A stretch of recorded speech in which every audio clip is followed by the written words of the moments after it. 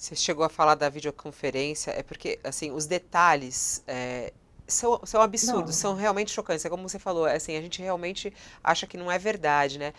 A videoconferência teria sido feita dentro de Bangu 3. A videoconferência com criminosos do Comando Vermelho que teriam ficado muito irritados com esse erro absurdo desses outros criminosos. Porque, imagina, achar que os outros médicos que estavam lá tomando cerveja eram os seguranças armados do miliciano e saírem disparando contra eles. E aí uma videoconferência dentro de um presídio teria sido feita para determinar que esses homens deveriam ser executados. Mais do que isso, depois uma reunião num outro ponto do Rio de Janeiro para decidir como que isso seria, inclusive a tortura que eles teriam que passar para que esse crime acontecesse. E aí aconteceu, como vimos, foi ontem à noite, os corpos foram encontrados nos carros abandonados em pontos da cidade. Olha o nível, Otales, uma videoconferência feita por bandidos dentro de um presídio no Rio de Janeiro. Olha pois isso. é, chama atenção para o fato de que para você resolver o problema da criminalidade no Rio de Janeiro, você tem também que resolver o problema nos presídios. Por quê? Porque o presídio virou a escola dos criminosos. Você manda para o presídio um garoto que fumou maconha, ele vai chegar lá, o Comando Vermelho chama e diz assim: ô, garotão, você vai fazer um serviço para a gente, senão a gente vai matar a sua mãe. E pronto, acabou. Ou o cara vira pior bandido, ou ele tá ferrado, porque do lado de fora está a família dele e o comando pode fazer alguma coisa. É o que ocorre, de fato. Isso que eu estou falando parece brincadeira, não é, não. É o que está ocorrendo. Então, o presídio virou a origem, a escola mais usada por essas organizações criminosas. Você tem que resolver o problema do presídio. Você não pode deixar no presídio um preso, um criminoso de alta periculosidade, ligado ao Comando Vermelho, PCC, ou seja lá o que for, a milícia, não pode deixar essa gente ligada com bandido, com gente que cometeu delitos, que cometeu crimes menores e que não pertence a quadrilhas. Primeira coisa, você tem que resolver o problema nos presídios. Não é à toa que que a videoconferência foi feita em Bangu. Segunda coisa, você tem que resolver o problema na polícia e o problema dos agentes carcerários, porque a polícia e os agentes carcerários é que fizeram as milícias e que mantêm o presídio nessa situação. O cara não fez uma conferência, videoconferência do presídio sem que os agentes carcerários permitissem. As milícias nasceram dos maus policiais, nasceram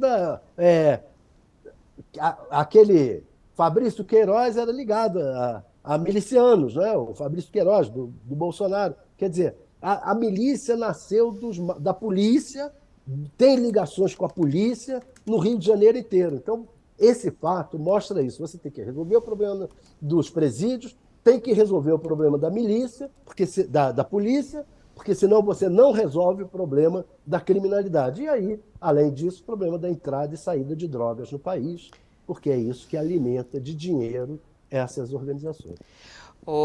Madeleine, sabe o que me chama a atenção, ainda mais nessa fala aqui do Tales, juntando com o que disse o secretário executivo do Ministério da Justiça, o Ricardo Capelli, né? Ele, numa declaração até ao blog lá da Andréa Sadi, ele diz que a situação, ele fala assim, não é lei da selva, o inquérito vai continuar. Foi o que ele disse, né? Que assim, ele vai continuar a investigação porque aqui não é a lei da selva. Mas mas é o que a gente está vendo, né, o Madalena, se a gente for ver. E quando você diz que é preciso até ajuda internacional, como é que você vê a atitude dos governantes nesse caso? Ontem, imediatamente, teve a ação, o Ministério da Justiça falando que a Polícia Federal, o ministro da Justiça falando que a Polícia Federal ia acompanhar o caso, o governador de São Paulo enviando ajuda ao Rio de Janeiro, o governador do Rio de Janeiro aceitando essas ajudas pessoas que vêm de fora, e agora o Capelli, que ficou, eu acho que a cargo, inclusive, de acompanhar isso mais de perto, diz que o inquérito vai continuar e que aqui não é lei da selva. É ou não é lei da selva que funciona aqui? Infelizmente, o que tem de efetivo em funcionamento é a lei da selva. Embora a gente tenha no papel que não é, na prática está sendo. E cabe às autoridades reverter essa situação. Porque na prática foi isso, infelizmente. E, Fabiola, não é por incompetência das pessoas, não é por falta de tentar.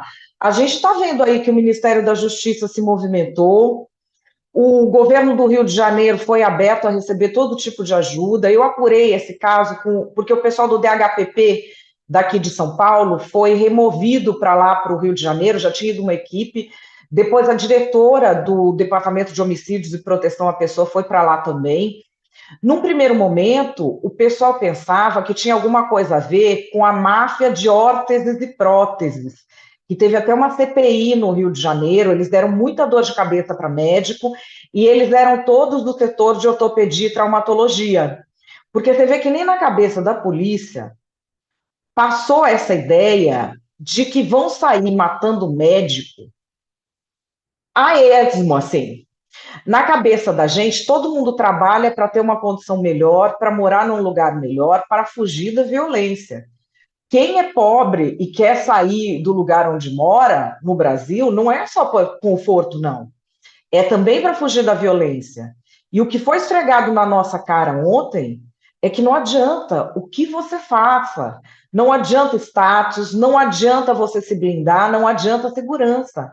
A sua vida não vale nada, e no Brasil é fator de risco você ser um pouquinho parecido com um bandido que mora na frente do quiosque onde você sentou.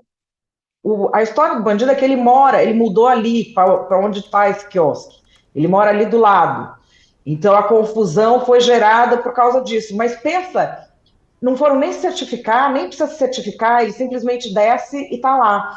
Então a gente vê as autoridades se movimentando nesse sentido, primeiro de maneira tardia, né, Fabiola? Porque já tinham que ter feito essa movimentação de agora, quando começou aquele tiroteio e morre gente, manda a polícia, que foi junto no Rio, São Paulo e Bahia, já tinha de ter feito a questão federal. E, aliás, eu falei isso naquela época.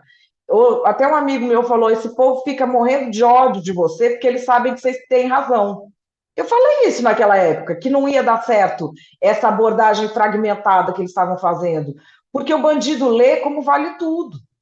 E o Tales está correto na abordagem que ele fala, que não é só a criminalidade organizada que você tem que mexer. Tem a questão dos presídios, tem a questão dos funcionários da segurança, tem a questão das fronteiras.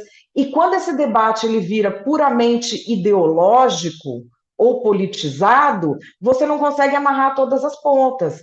Porque, por exemplo, a discussão sobre violência em presídio, você tem posições ideológicas muito marcadas. A posição pragmática qual é? Quanto mais violência dentro do presídio, mais poder você dá para o crime organizado. Comando Vermelho, PCC, Família do Norte, Amigos dos Amigos, só conseguiram se estabelecer porque a barganha deles tem como base a violência carcerária. Ah, mas então você não quer violência, não devia delinquir, porque o preso merece. Pode discutir tudo isso. Quer brincar de ser personagem do Nelson Rodrigues e ficar gritando coisas moralizantes, fingindo que é política? Tem um monte de otário que gosta de fazer isso. A questão é, se tem violência no presídio, a consequência líquida e certa é aumento de poder das organizações criminosas. Então, quem é a favor de violência em presídio, por consequência, é a favor de mais poder para as organizações criminosas. Esse debate precisa ser feito de maneira pragmática, porque o que a gente precisa é de uma solução. E eu espero que o governo esteja assim, atrás de uma solução. O que eu estou vendo até agora do entrosamento entre polícias, governadores, o governo federal, é que assustou, né? Agora assustou mesmo. Uhum. Agora não dá para ficar brincando de xingar Tarcísio, xingar Jerônimo, falar que é Bolsonaro, falar, não, isso é resquício do bolsonarismo, fazer esse debate pequenininho. Agora vai ter que ser coisa de gente grande e trazer solução, né? É.